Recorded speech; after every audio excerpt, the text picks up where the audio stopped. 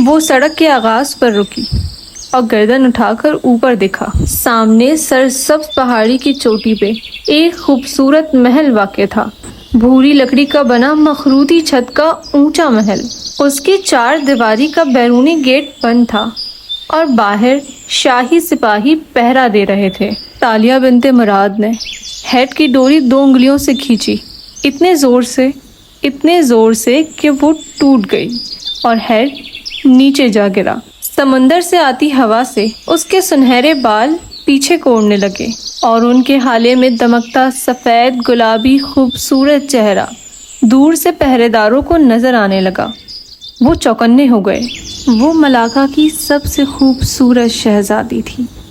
وہ چمکدار آنکھیں محل پہ جمائے قدم قدم اوپر سڑک پر چڑھ رہی تھی۔ دھوپ کی تمازت سے اس کا چہرہ دمک رہا تھا، اتنی سحر انگیز کہ اس کے سامنے چاند سورج شرما جائیں۔ شاہی پہرے دار رک کے اس کو دیکھنے لگے، جو جامنی لباس میں گردن میں موتی پہنے نیچے سے اوپر چلتی آ رہی تھی۔ چرچ کے احاطے میں وہ ایک ڈری سہمی سی لڑکی ہے جس کو مسز ماریا نے نرمی سے تھاما ہے اور اسی نرمی سے اس کا بریسلٹ اتار لیا۔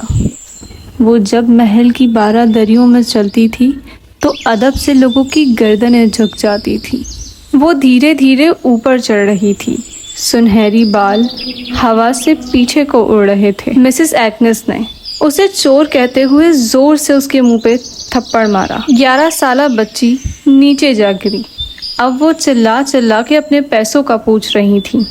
جب وہ دربار میں آتی تو وزراء، درباری اور غیر ملکی سفیر بے اختیار کھڑے ہو جاتے تھے۔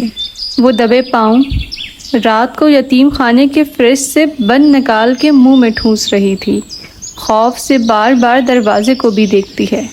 تالیہ مراد بنا پلک جھپکائے پتھر نگاہیں گیٹ پہ جمائے اوپر چڑھ رہی تھی، قدم با قدم۔ وہ بولتی تھی تو سلطان دم سادے اس کو سنا کرتا تھا۔ وہ گھاس پہ بیٹھی اسکیچ بنا رہی ہے، مسکرا رہی ہے اور زرد گلاب کوٹ میں اٹکائے زوال کفلی اس کے ساتھ بیٹھا کسی بات پہ ہنس رہا ہے۔ وہ بہت سی زبانیں بول سکتی تھی۔ وہ لاہور کے اس بنگلے میں فرش پہ پوچا لگا رہی ہے رگڑ رگڑ کے، اور قریب بیٹھی ماں کی اردو اور پنجابی کی گالیاں سن رہی ہے۔ آنکھوں سے آنسو بہہ رہے ہیں۔ تیر اندازی، تلوار زنی، گھڑ سواری، نیزہ بازی وہ سب جانتی تھی۔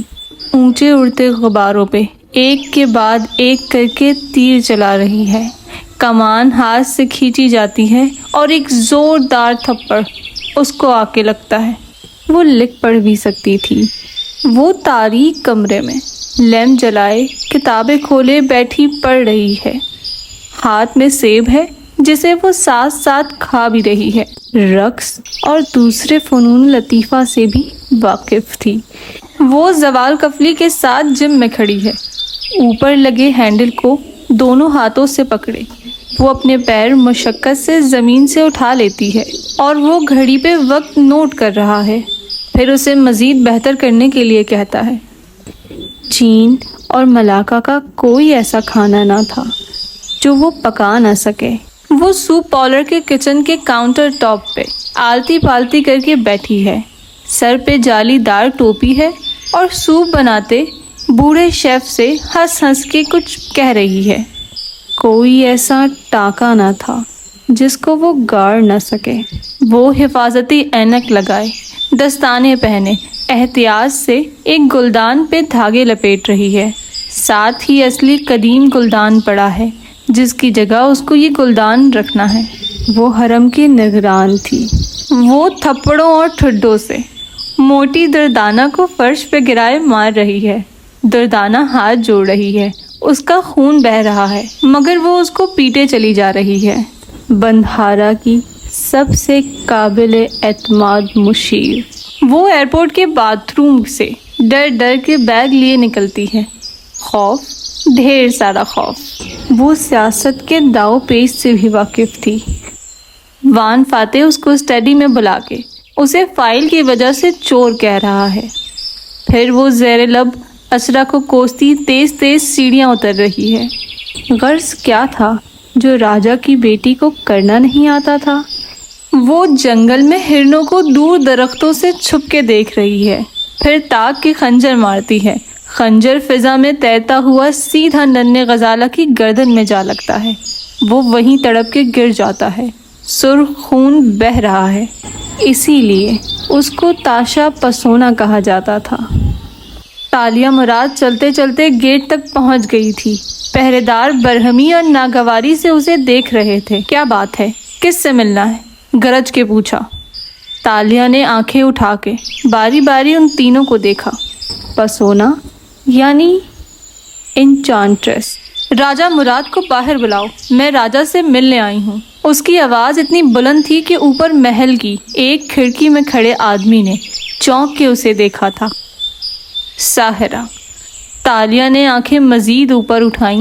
دور محل کی کھڑکی میں کھڑا شخص جو سونے کی تاروں میں مزین شاہی چغے میں ملبوس تھا اور جس کے سر پہ قیمتی کپڑا بندھا تھا، وہ کوئی لکڑہارا، کوئی مفلوق الحال آدمی نہ تھا۔ وہ اٹھی گردن والا، عقابی نگاہوں سے اسے دیکھنے والا راجا مراد ہی تھا، اور وہ آنکھوں کی پتلیاں سکوڑے اچنبے سے گیٹ پہ کھڑی لڑکی کو دیکھ رہا تھا جو گردن اٹھا کے اسے دیکھ رہی تھی۔ اور تم ہو کون؟ پہرے دار نے گرج کے پوچھا۔ میں؟ اس نے اپنے سینے پہ انگلی رکھی، نظریں اوپر پہ جمی تھیں۔ میں راجا مراد کی بیٹی ہوں، بلند آواز میں کہا۔ کھڑکی میں کھڑا آدمی سن رہ گیا، یکٹک بے سد۔ راجا کی تو ایک ہی بیٹی تھی جو پہرے دار نے مداخلت کی کوشش کی، جو 5 دن پہلے کھو گئی تھی۔ میں جانتی ہوں، اس کا نام تالیہ تھا۔ میں وہ نہیں ہوں، میں راجا کی بڑی بیٹی ہوں، اس کی چینی بیوی کی واحد اولاد، جس کو راجا نے چین بھیج دیا تھا، اور اب راجا نے ہی مجھے واپس بلایا ہے۔ اسکیمر نے کہانی گڑھ لی تھی، اس لیے میرے سامنے سے ہٹ جاؤ اور دروازے کھول دو، کیونکہ میں بندھارا کی بیٹی ہوں۔ وہ گردن اٹھائے اونچی گرجدار آواز میں کہہ رہی تھی، انگلی سے سینے پہ دستک بھی دے رہی تھی۔ آگ برساتی نظریں اوپر جمی تھیں۔ پہرے داروں نے ایک دوسرے کو دیکھا۔ میں کہہ رہی ہوں دروازہ کھولو، کیونکہ میں ملاکا کی شہزادی ہوں۔